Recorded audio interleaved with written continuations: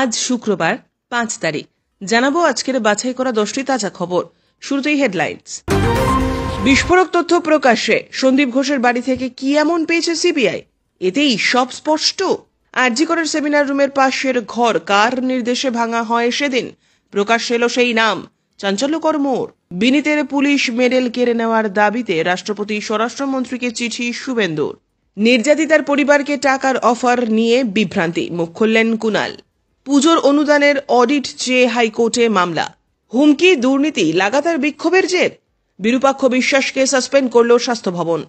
বিনীত গোয়েলের অপসারণ মামলায় নয়া মোড়, রাজ্যের আইনজীবীকে বড় নির্দেশ হাইকোর্টের। পলিগ্রাফে 10 প্রশ্ন, লাই ডিটেক্টরের সামনেও সিবিআইকে বিভ্রান্ত করার চেষ্টা সঞ্জয়। সুপ্রিম কোর্টে মামলা যত পিছবে, মিছিল তত এগোবে, দাবি আন্দোলনকারী চিকিৎসকদের। হাসিনা ভারতে বসে যা করছেন তা দুদেশের জন্য বন্ধুত্বপূর্ণ নয়, মন্তব্য ইউনূসের। প্রতিদিন নিয়মিত খবর শুনতে চ্যানেলটি সাবস্ক্রাইব করুন। আসছি বিস্তারিত খবরে। আরজি কর দুর্নীতি কাণ্ড নিয়ে আদালতে বিস্ফোরক অভিযোগ সিবিআইয়ের অভিযোগ, সন্দীপ ঘোষের বিরুদ্ধে জমা পড়া একাধিক অভিযোগ পত্রের অরিজিনাল কপি উদ্ধার সন্দীপের বাড়ি থেকেই। সন্দীপের বিরুদ্ধে হওয়া অনুসন্ধান রিপোর্টের অরিজিনাল কপি সন্দীপের বাড়িতেই রাখা ছিল বলে অভিযোগ। এখানেই সিবিআইয়ের প্রশ্ন, যেখানে সন্দীপের বিরুদ্ধে অভিযোগ জমা পড়েছিল সরকারিভাবে, সেই সমস্ত অভিযোগের অরিজিনাল কপি থাকার কথা স্বাস্থ্য দপ্তরের কাছে, কিন্তু সেই নথি কিভাবে অভিযুক্তর কাছে রয়েছে, সেই বিষয়েই সংশয় সিবিআই। আরজি করে দুর্নীতির অভিযোগে সোমবার রাতেই প্রাক্তন অধ্যক্ষ সন্দীপ ঘোষকে গ্রেপ্তার করে সিবিআই। এরপরেই তাকে সাসপেন্ড করে রাজ্য স্বাস্থ্য দপ্তর। সূত্রের খবর, সন্দীপের বিরুদ্ধে সাসপেনশন এনেছে রাজ্য মেডিকেল কাউন্সিল। গত মঙ্গলবার সন্ধে এই সাসপেনশনের নির্দেশিকা জারি করা হয়েছে। এর আগে সন্দীপকে সাসপেন্ড করে আইএমএও। আরজি কর মেডিকেল কলেজ এবং হাসপাতালে জুনিয়র চিকিৎসকের ধর্ষণ এবং খুনের ঘটনায় উত্তাল গোটা দেশ। তারই মধ্যে বিরাট খবর, হাসপাতালে 8ই আগস্ট মধ্যরাতে চিকিৎসকের ধর্ষণ এবং খুন করা হয়। এর পর দিনই প্লেস অফ অকারেন্স অর্থাৎ অপরাধ স্থলের পাশের ঘরটি ভাঙাভাঙি শুরু হয়। স্বাস্থ্য দপ্তর সূত্রে খবর, গত 10ই আগস্ট আরজি কর হাসপাতালের সব বিভাগের অন ডিউটি ডক্টরস রুম এবং তার সংলগ্ন শৌচাগার সংস্কার পুনর্নির্মাণের জন্য পিডব্লিউডির সিভিলকে জরুরি ভিত্তিতে কাজ শুরু করার জন্য তৎকালীন প্রিন্সিপাল ডক্টর সন্দীপ ঘোষ নির্দেশ দেন। আর এতেই জোরালো হয়েছে তথ্য প্রমাণ লোপাটের অভিযোগও।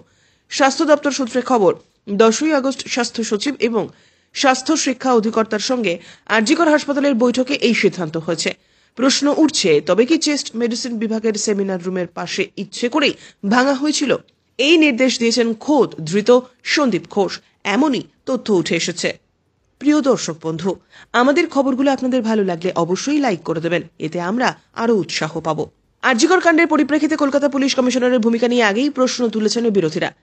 এমনকি আন্দোলনরত চিকিৎসকেরাও সিপির ভূমিকায় ক্ষুব্ধ। তাঁর ইস্তফার দাবিতে গত 2 দিন ধরে লালবাজার অভিযান করছেন আরজি করের জুনিয়র চিকিৎসকেরা। এবার বিনীত গোয়েলের পুলিশ পদক ফেরানোর আবেদনে রাষ্ট্রপতি এবং কেন্দ্রীয় স্বরাষ্ট্র মন্ত্রকে চিঠি লিখলেন বিরোধী দলনেতা শুভেন্দু অধিকারী। স্পষ্ট দাবি, রাষ্ট্রপতি যে পুলিশ পদক দিয়েছিলেন তা ফেরত নিয়ে নেওয়া হোক। বৃহস্পতিবার এই মর্মে শুভেন্দু চিঠি পাঠিয়েছেন রাষ্ট্রপতি দ্রৌপদী মুর্মু এবং স্বরাষ্ট্রমন্ত্রী অমিত শাহকে। আইনের নির্দিষ্ট ধারা উল্লেখ করে তাঁর যুক্তি, ওই পদকের যে নির্দেশিকা তাতে বলা আছে, পদকের প্রাপক অসততার অভিযোগে দোষী হলে অথবা কাজের ক্ষেত্রে কাপুরুষতার পরিচয় দিলে তার কাছ থেকে ওই পদক প্রত্যাহার করে নেওয়া হতে পারে। সম্প্রতি আরজি কর আবহে কলকাতার পুলিশ কমিশনার যে ভূমিকা নিয়েছেন তা নিন্দনীয় বলে উল্লেখ করেছেন শুভেন্দু। আর এই কারণেই বিনীত গোয়েলের জোড়া পদক ফিরিয়ে নেওয়ার দাবি তুলেছেন তিনি। যদিও এ নিয়ে তৃণমূলের প্রতিক্রিয়া, শুভেন্দুর এসব বলা মানায় না। ব্রিজভূষণ বিলকিস বানো ধর্ষণ কাণ্ডে দোষীদের সঙ্গে বিজেপি যা সৌজন্য দেখিয়েছে সেসব আগে দেখুন বিরোধী দলনেতা। শেষ পর্যন্ত দেখুন ভিডিওটি, আছে আরও গুরুত্বপূর্ণ কয়েকটি খবর। আরজি কর হাসপাতালের তরুণী চিকিৎসকের ধর্ষণ হত্যাকাণ্ডের ঘটনার পর পরিবারকে টাকার অফার দেওয়া হয়েছিল এবং তা দেওয়া হয়েছিল পুলিশের তরফ থেকেই। আবার পরিবারের একাংশের দাবি, কোনো টাকার কথা বলা হয়নি। সম্প্রতি নির্যাতিতার পরিবারের সাংবাদিক বৈঠক নিয়ে এ নিয়ে বিভ্রান্তি তৈরি হয়েছে।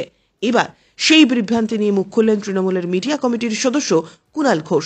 তার কথায়, টাকা কিংবা টাকা নয়, দুরকম ভিডিওই প্রকাশ্যে। কৌতূহল, টাকার অভিযোগটা সিবিআইকে দেওয়া বয়ানে ছিল কিনা। নিয়মিত সঠিক খবর পেতে অবশ্যই আমাদের চ্যানেলটিকে সাবস্ক্রাইব করুন। দুর্গাপূজায় ক্লাবগুলিকে মোটা টাকা অনুদান দেয় রাজ্য সরকার। প্রতি বছরই অনুদানের পরিমাণ বৃদ্ধি পায়, কিন্তু সেই অনুদানের সঠিকভাবে অডিট হয় না। এ নিয়ে মামলা হলো কলকাতা হাইকোর্টে। বিষয়টি নিয়ে রাজ্যকে নোটিশ পাঠানো হয়েছে। 2011 সালে ক্ষমতায় আসার পরে দুর্গাপূজা কমিটিগুলোকে আর্থিক অনুদান দেওয়া শুরু করেন মুখ্যমন্ত্রী। প্রথম বছর 25,000 টাকা করে দেওয়া হয়েছিল ক্লাবগুলিকে। তারপর করোনার পরে এক ধাক্কায় অনুদানের অঙ্ক দ্বিগুণ করে দেওয়া হয়। 2022 এবং 23 সালে 10,000 টাকা করে বাড়ে অনুদান। 10 বছর ক্লাবগুলি 70,000 টাকা করে অনুদান পেয়েছে। এবছর সেই অনুদান বেড়ে হয়েছে 85,000। পরের বছর অনুদান বাড়িয়ে 1 লক্ষ টাকা করা হবে বলে প্রতিশ্রুতি দিয়েছেন মুখ্যমন্ত্রী। এই পরিস্থিতিতে পুজোয় রাজ্যের অনুদানের অডিট চেয়ে কলকাতা হাইকোর্টের প্রধান বিচারপতি দৃষ্টি আকর্ষণ করেন মামলাকারী। তার দাবি, রাজ্যে পুজোর অনুদান বেড়েছে, কিন্তু খরচের বিষয়ে সঠিকভাবে অডিট হচ্ছে না। অনুদান মামলার দ্রুত শুনানি চেয়েছেন তিনি। এ প্রসঙ্গে প্রধান বিচারপতি প্রশ্ন করেন, অনেক ক্লাব নাকি অনুদান ফিরিয়ে দিচ্ছে। তারপরে জানান, মামলায় রাজ্যকে নোটিশ পাঠান, তাহলে দ্রুত শুনানি সম্ভব হবে। হুমকি, দুর্নীতি, লাগাতার বিক্ষোভের জের বর্ধমান মেডিকেল কলেজ থেকে সদ্য কাকদ্বীপে বদলি হওয়া চিকিৎসক বিরূপাক্ষ বিশ্বাসকে সাসপেন্ড করল স্বাস্থ্য ভবন। বৃহস্পতিবার সন্ধেবেলা স্বাস্থ্য দপ্তরের এক উচ্চ পর্যায়ের বৈঠকে এই সিদ্ধান্ত হয়েছে। এরপরই স্বাস্থ্য ভবন বিজ্ঞপ্তি দিয়ে জানায়, আপাতত বিরূপাক্ষ বিশ্বাসকে সাসপেন্ড করা হলো। তিনি কোথাও কাজে যোগ দিতে পারবেন না পরবর্তী নির্দেশ না আসা পর্যন্ত। সূত্রের খবর, সন্দীপ ঘোষ ঘনিষ্ঠ আরেক চিকিৎসক অভিক দেকেও সাসপেন্ড করা হয়েছে। আপনি কোন জেলা থেকে আমাদের ভিডিওটি দেখছেন অবশ্যই কমেন্টের মাধ্যমে জানাবেন। আরজি কর ইস্যুতে কলকাতা পুলিশ কমিশনার বিনীত গোয়েলের অপসারণ সংক্রান্ত জনস্বার্থ মামলায় রাজ্যের আইনজীবীর ভূমিকা নিয়ে প্রশ্ন তুলল কলকাতা হাইকোর্টের প্রধান বিচারপতি ডিভিশন বেঞ্চ। আরজি কর মামলায় প্রিন্সিপালের হয়ে রাজ্য প্যানেলের আইনজীবী এসেছিলেন সওয়াল করতে। প্রভাব বিস্তার করে ওই প্রিন্সিপাল রাজ্যের আইনজীবীকে তার হয়ে সওয়াল করান। তাই পুলিশ কমিশনারের মামলায় রাজ্যের আইনজীবীর নোটিশ দেবেন। মন্তব্য প্রধান বিচারপতি টি.এস. শিবজ্ঞানমের। প্রধান বিচারপতি মন্তব্য করেন, আরজি করের প্রাক্তন প্রিন্সিপালকে সাসপেন্ড করা হয়েছে পড়লাম, ওর জন্য একজন প্যানেলভুক্ত আইনজীবী সওয়াল করেন, তাকে আমরা পরামর্শ দিই, আপনার মক্কেলকে ছুটিতে পাঠান। অথচ এই মামলাটিতে রাজ্যের আইনজীবী কেউ নেই। রাজ্যের আইনজীবী নোটিশ দেওয়ার দায়িত্বটুকু নেবেন। আগামী 18 সেপ্টেম্বর সব মামলাগুলির সঙ্গে এই মামলাটি শোনা হবে। সেমিনার হলে মহিলা চিকিৎসককে পড়ে থাকতে দেখেছিলাম। ডাকতে গিয়ে দেখি মৃত্যু হয়েছে তার। পলিগ্রাফ পরীক্ষা চলাকালীনও সিবিআইকে বিভ্রান্তিতে ফেলার চেষ্টা করে আরজি কর হাসপাতালে তরুণী চিকিৎসকের ধর্ষণ এবং খুনের মূল অভিযুক্ত সঞ্জয় রায়। সিবিআই সূত্র জানিয়েছে, জেরার সময় তার বক্তব্যে ছিল বহু অসঙ্গতি। তবে সঞ্জয়ের ঘনিষ্ঠ এবং মেন্টর বলে পরিচিত কলকাতা পুলিশের অ্যাসিস্ট্যান্ট সাব ইন্সপেক্টর অনুপ দত্তর নাম শুনেই চমকে ওঠে সে। এমনকি আরজি কর হাসপাতালের প্রাক্তন অধ্যক্ষ সন্দীপ ঘোষের সঙ্গে তার সম্পর্ক নিয়ে প্রশ্ন করতেও সঞ্জয় সাপ সিবিআইয়ের কাছে দাবি করে সে তাকে চিনতই না। শুধুমাত্র চিকিৎসক দিবসেই সন্দীপ ঘোষকে সে দূর থেকে দেখেছে, যদিও তার বহু বয়ান বিশ্বাসযোগ্য নয় বলে দাবি সিবিআইয়ের। বৃহস্পতিবার দেশের সর্বোচ্চ আদালত সুপ্রিম কোর্টে হলো না আরজি কর মেডিকেল কলেজ এবং হাসপাতালের জুনিয়র চিকিৎসক ধর্ষণ এবং খুনের মামলার শুনানি। বুধবার এই খবর পেয়েই ভেঙে পড়ে মৃত চিকিৎসকের পরিবারের লোকেরা। যদিও তাতে কোনো হেলদোল দেখা যায়নি আন্দোলনকারী চিকিৎসকদের মধ্যে। নিজেদের অবস্থানেই অনড় রয়েছেন তারা। তাদের কথায়, সুপ্রিম কোর্টে যত মামলা পিছবে, মিছিল তত এগোবে। কোনো অবস্থাতেই আর মিছিল এবং বিক্ষোভ থামানো যাবে না। যতক্ষণ না পর্যন্ত তাদের দাবিগুলো মানা হবে, ততক্ষণ পর্যন্ত মিছিল এগিয়ে যাবে। মৃত জুনিয়র চিকিৎসক এবং তার পরিবার সুবিচার না পাওয়া পর্যন্ত এই মিছিল থামবে না। বুধবার দেশের সর্বোচ্চ আদালত সুপ্রিম কোর্টের তরফ থেকে জানিয়ে দেওয়া পূর্ব নির্ধারিত সূচি অনুযায়ী আরজি কর মেডিকেল কলেজ ও হাসপাতালে জুনিয়র চিকিৎসকের ধর্ষণ এবং খুনের মামলার শুনানি বৃহস্পতিবার হচ্ছে না। সুপ্রিম কোর্টের তরফে বিজ্ঞপ্তি প্রকাশ করে জানানো হয়, বৃহস্পতিবার প্রধান বিচারপতি ডিওয়াই চন্দ্রচূড় এজলাসে বসবেন না। এই খবর পাওয়ার পরেই ভেঙে পড়ে নিহতের পরিবার। তিনি তার মতো নিজের দুনিয়ায় থাকতেন।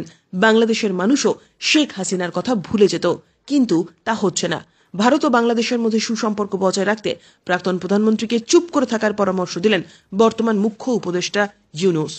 সংবাদ সংস্থা পিটিআইকে দেওয়া একটি সাক্ষাৎকারে মোহাম্মদ ইউনূস বলেন, প্রাক্তন প্রধানমন্ত্রী শেখ হাসিনা ভারতে বসে রাজনৈতিক মন্তব্য করছেন, এটা বন্ধুত্বপূর্ণ ইঙ্গিত নয়। বাংলাদেশ সরকার যতদিন না তাকে ফেরত চাইছে, ততদিন যদি ভারত হাসিনাকে রাখতে চায়, তাহলে তাকে চুপ করে থাকতে হবে। 5ই আগস্ট বাংলাদেশ ছেড়ে ভারতে এসে আশ্রয় নেন প্রধানমন্ত্রী শেখ হাসিনা। তারপর 8ই আগস্ট বাংলাদেশের অন্তর্বর্তী সরকারের মুখ্য উপদেষ্টা হিসেবে শপথ নেন নোবেলজয়ী মোহাম্মদ ইউনূস।